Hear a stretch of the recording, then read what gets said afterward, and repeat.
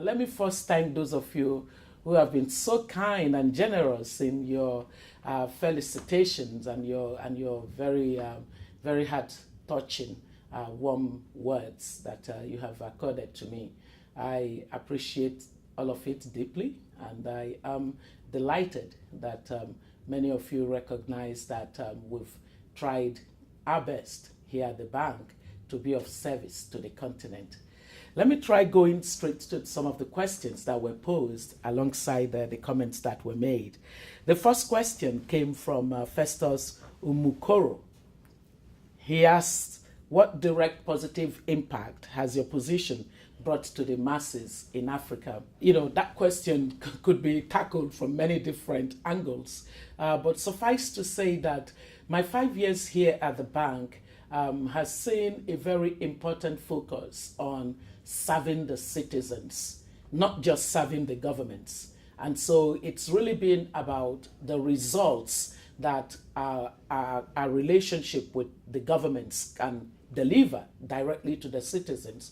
And so whether it's in the area of health, education, infrastructure, agriculture, building institutions, during the period of the last 5 years, we have seen very important results. Countries like Rwanda, countries like Burundi, countries like Ethiopia have all seen a reduction in maternal mortality rates and infant mortality rates as a result of the kind of work that we've done with them in the areas of health and education. In agriculture, we doubled our investment. We moved from just about, in fact, we tripled our investment. We moved from just about $340 million per annum to the continent to levels of $1.5 billion at the highest, and sometimes $1.3 billion since the time I took my position here at the bank. The area of infrastructure, my time here saw us doubling our investment in important infrastructure, whether energy, roads, water, and other such, and other transportation activities. For infrastructure, we now have an annual investment of at least 3.6, 3.8 billion. This is double the level that we used to do before I came to the bank. During the period that I've been here, we've also looked at growth as not enough. We need much more than just growth. We need inclusive growth. We need growth that is shared. We need growth that is distributed. Growth that many other people, many more people participate in. And so the focus has really been on ensuring that we can have inclusive growth. And so some of the elements that go into competitiveness, ensuring productivity, ensuring that we pay attention to the obstacles that hinder growth for small and medium scale enterprises, ensuring that basic services in health and education that would enable citizens to lift themselves out of poverty are directed and provided. That has been a major part of my time here at the bank. Johnny Martins had asked, what is the future of the African economy? I think it's a bright future, provided that, as I said, this focus on improving the governance environment will continue. Citizens should be more active in demanding accountability, and citizens should be more interested in the policy choices that government is making. Public debate of policy is necessary in order that the right policies get made, and that policies are not policies that serve the interest of a very narrow vested interest within the society. The investing in the critical infrastructure is also important, and so value for money in the budget resources. The budget is an important tool of engagement. The budget is what determines how quickly the environment is readied for private sector. Removing the obstacles to business. All of these would be important for attracting private sector. Private sector is currently still below the mark in other regions of the world. Government is still dominant in the economy on the continent. But as we begin to shift the investment more towards investment by private sector, it would lead to important growth. We need to grow private sector share of the GDP to levels beyond 20%.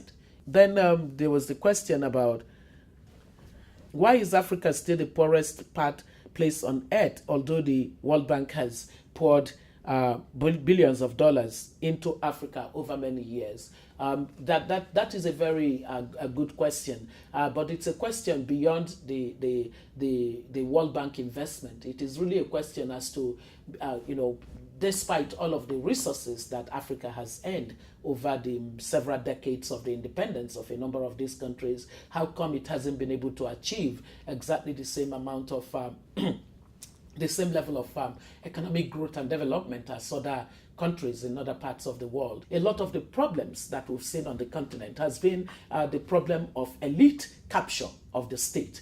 The elite capture of the state, the poor policy choices that are made simply because they are beneficial to a small group of leaders, that has not served Africa in good stead. But I believe that there is a turning point. There is an important turning point, and that turning point is defined by the kind of voice and participation that we're seeing on the part of the citizens on the continent. The citizens are holding and demanding more from their leaders. That is a turning point. It's a major turning point for the continent. And, with that happening and with the governments having to put themselves up for an electoral competition where citizens are demanding for results, it's going to get better. There is a question that Mutimba Mazui has asked. Can you explain what measures African countries should be taking to fight unemployment, especially among the youth? Don't you think there is too much funding toward health and education, but not enough toward job creation? Well, I think that the jobs are best created by the private sector. And one of the worst things that happened to Africa once upon a time was for everyone to just pretend that government could create jobs endlessly. But the government's job is not a productive job. The private sector job is a sustainable job. And the private sector job is the job that creates the economic growth ultimately for any economy. And so our focus has been that health and education are important because these are the things that you need in order to prepare you to be an active participant in an economy. So health and education are really key for that. Now, the real question is, what kind of education? Are we giving education that is relevant and that has the kind of quality to make a person competitive in the world of jobs, in the world of work? And that's an area that we're now paying so much attention to. We're looking at issues in technical and vocational education and skills acquisition, and looking at tertiary education from the science, mathematics, technology education perspective, and seeing how Africa can be even more competitive. And then we're looking at those sectors that hold the opportunities and the promise for plenty of jobs. Today, a lot of graduates look at the agriculture sector, and the only image they have is the image of the old tattered farmer. And yet it doesn't have to be so. So the fact that technology is changing the face of farming is important for us. We're using our studies to understand that better. And we're using our engagement with the government to focus on how you can make agriculture and agribusiness a sector that the young coming out of school can prepare themselves to engage and be entrepreneurs within it. And then finally, I think the question that's asked me is what my next steps are. Thank you for all the work you've done. So says Michael Egesa and Evelyn Ugu. What are you going to do next? Evelyn says, well done, Obi. What is your plan for life after the World Bank? And how do you plan to use your experience to develop Africa? And Prince Kolawole says, do your future plans include empowering Africa's youth? You bet. I really, I'm a friend of the young across the continent. I really love the can-do spirit of the young African of today. The young African of today is a citizen of the world. They carry no albatross. They do not carry the liabilities of the past with them. They see no reason why the continent should not outperform other parts of the world. And so their standards are much higher. I really love that about them. They are so adventurous. They are ready to take on very difficult tasks. That's my kind of person. I really cherish the young on the continent. And so I will spend a lot of my time after the World Bank focusing on the issues that can support them to even have a commanding presence in the global stage. I really believe in the young African, and I believe in their capacity. Intellectually, they are deep. So that's what my next life is about, and it's an exciting one ahead for me.